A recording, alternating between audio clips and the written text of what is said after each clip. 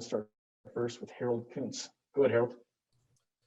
Hey, Darwin, hope you're doing well, man. Hey, I know since Le'Veon Bell came to the addition of with the running back rotation, you haven't got much play. What was it, A, one, for you to be out on the field, and then two, just to kind of take advantage of the opportunity you had tonight? It's opportunity meeting preparation. Since Le'Veon's been here, I've learned a lot from the guy. With the time that I've been not playing as much, I've been perfecting my craft, catching the ball, working on my pass pro, just things I need to work on. It was time for me to grow, and then I just needed opportunity, and this was opportunity, and I took advantage of it. Let's go next to Matt McMullen. Go ahead, Matt. Hey, Darwin, congrats on the big game. You had the big 37-yard screen pass early in the game, really kind of got you guys going offensively. Can you walk us through that play, and how much did that help you get loose at all in the game? How much did that fire you up for the game? Really, I've been watching, like Sherm, they be mad at me because I watch film so much, and I'll watch plays over and over, and I'll just try to think of ways that I can make it right. And so going into this game, screen plays, being more patient on my screens was one of the biggest things. And on that screen play, it was the first one. I'm like, I got to be patient. I got to be patient. And once I got the ball in my hands, I knew it was time to go. I just seen a lot of grass. Really, I seen too much grass. And I'm like, I don't know where to run besides this way. Next to Pete Sweeney. Go ahead, Pete.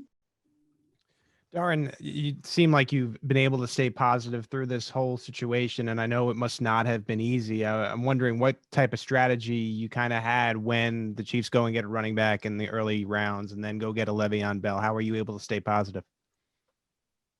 Man, my coach died. My JUCO coach died like 4 months ago. And it's just God's plan. I just got to keep going.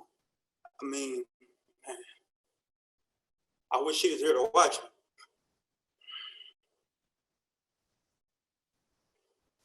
No, I don't know. I had to keep going.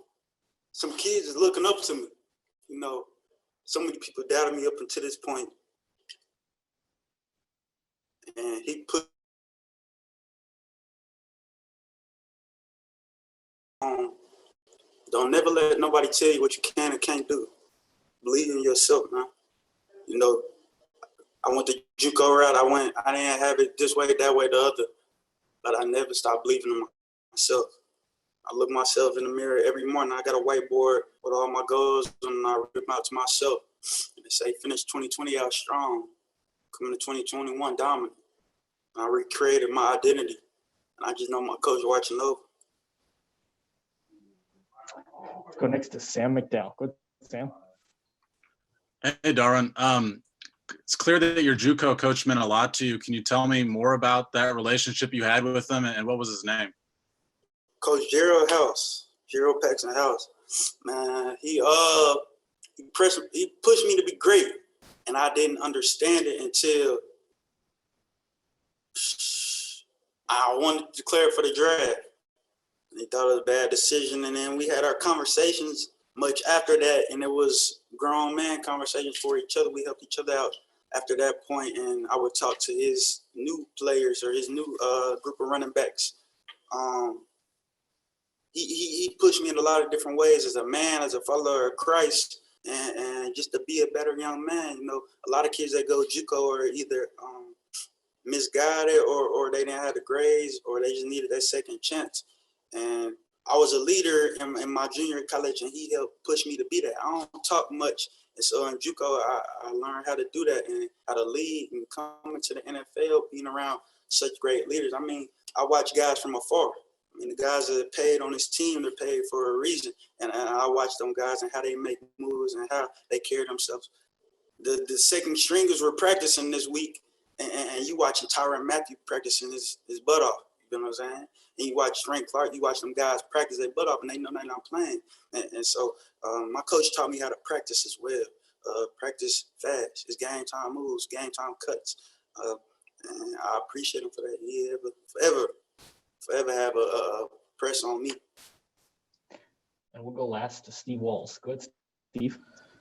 Darwin, EB told us earlier this week that he often reminds the team that all of you guys are always interviewing for a job every single day. Was that something that was in your mind coming into today's game to put more positive film on tape?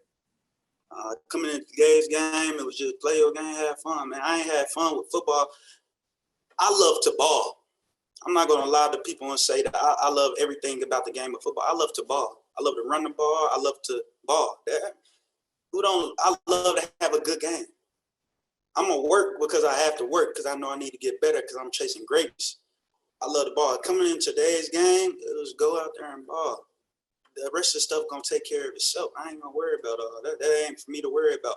The business side ain't for me to worry about. I'm worried about doing my job as a football player and doing my job as today was to be the starting running back and take care of my business.